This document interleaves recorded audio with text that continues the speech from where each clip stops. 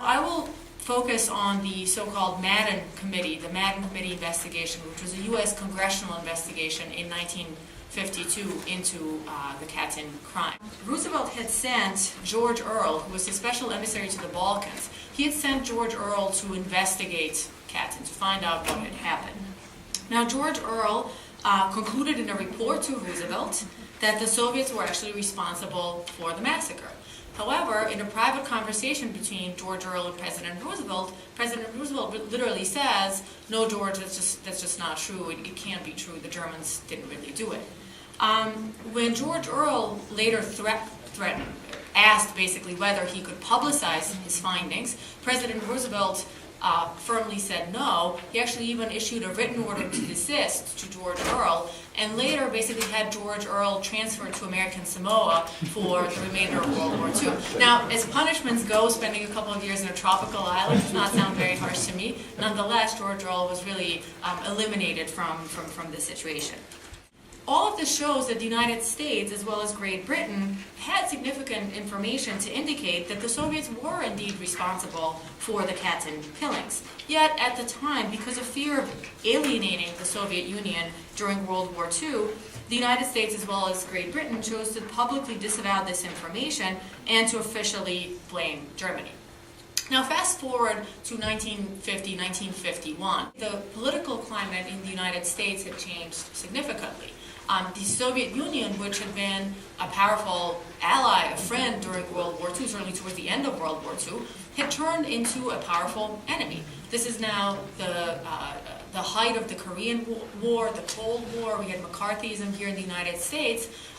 The Polish-American lobby was gaining some strength, and so the United States Congress formed this committee comprised of several congressmen and chaired by Congressman Ray Madden to look into the events at the Katyn forest.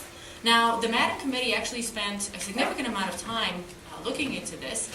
They spent more than a year working on this. They interviewed dozens of different witnesses basically around the world. They traveled to Germany, they went to England, they went to many different places. They talked to a lot of people. They looked at a lot of evidence. And they produced first an interim report and later a final report. Now, the final report is a public document. Anybody can find it basically on the internet very easily these days.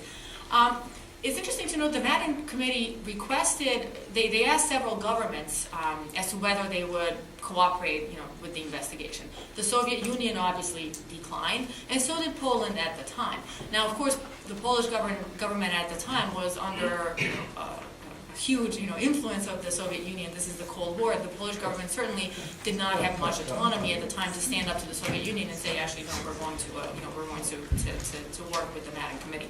So Poland and the Soviet Union at the time did not work with the Madden Committee. Now, what are some of the things that the Madden Committee did and concluded here? And let me just highlight some of the most relevant findings here. So the Madden Committee in the interim report, which came first before the final report, also in 1952, said that the Katyn crimes were in violation of the general principles of law recognized by civilized nations.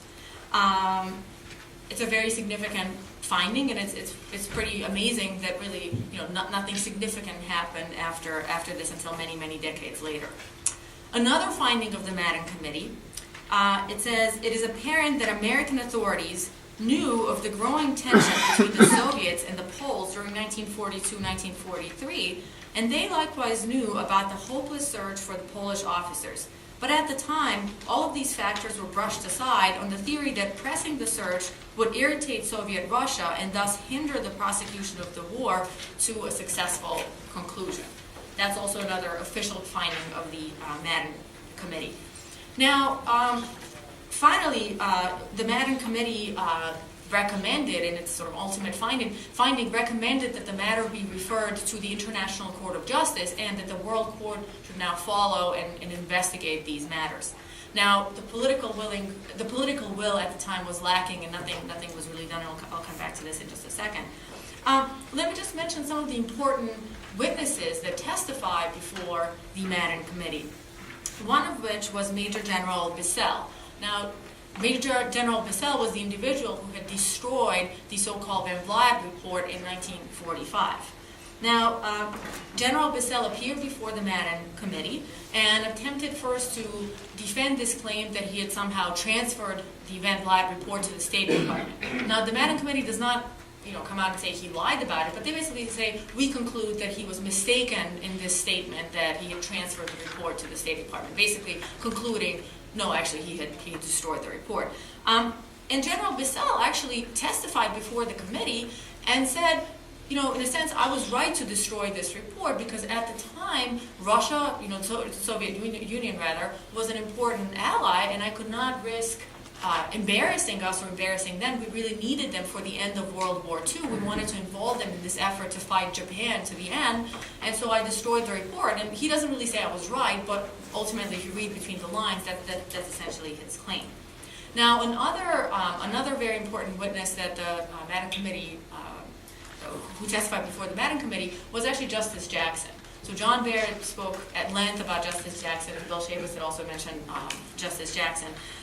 Justice Jackson was basically, he appeared voluntarily before this committee, so he chose to come and testify, and he was questioned on this issue of that there were allegations that the Americans at Nuremberg had actually helped the Soviets prepare these claims against the Germans for Katyn. How basically Justice Jackson's staff had collaborated with the Soviet prosecutors to bring this case forward against the Germans.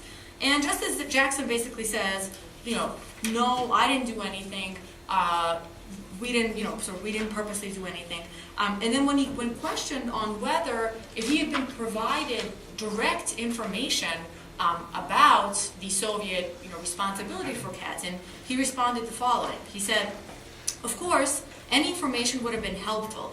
If we had had information of that kind, I cannot pass on whether this would have been adequate, but if we had adequate information of Russian guilt, we would not have consented at all to have the charge against the Nazis. It would have strengthened our hand in keeping it out immensely and probably would have resulted in the Soviets not making the accusation. Furthermore, Justice Jackson made another statement, which I think John Barrett had already referred to. He said, this history will show that if it is now deemed possible to establish responsibility for the Katyn murders, nothing that was decided by the Nuremberg Tribunal or contended for by the American prosecution will stand in your way. And I would also like to echo what Bill Shavis just said about the legacy of Nuremberg, how even though I know this is a very difficult issue, and I know it's quite astonishing that nothing was done on Katyn for so many decades. I think it would be a shame to tarnish the legacy of Nuremberg on this issue. So I wholly support what Bill Shavis just said. Now, just to come back to the Madden Committee in its final report.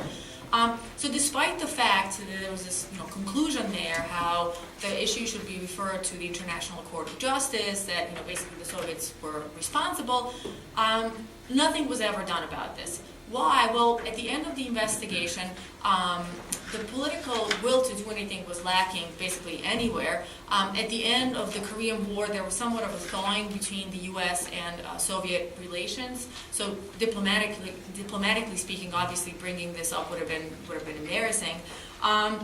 The United States basically, our government didn't do much for many decades, and it wasn't really until 1990, 1991, and the end of the Cold War when the Soviet and then the Russian government started basically, accepting partially its responsibility for Katyn. Let me just refer to the title of this conference, Justice Delayed versus Justice Denied. I would argue that justice delayed is still better than justice denied. And Congresswoman Kaptur said, maybe we're rewriting, we're completing history here today. If that's the case, then I'm extremely proud to be here in this room with all of you in this effort to rewrite or complete history. Thank you.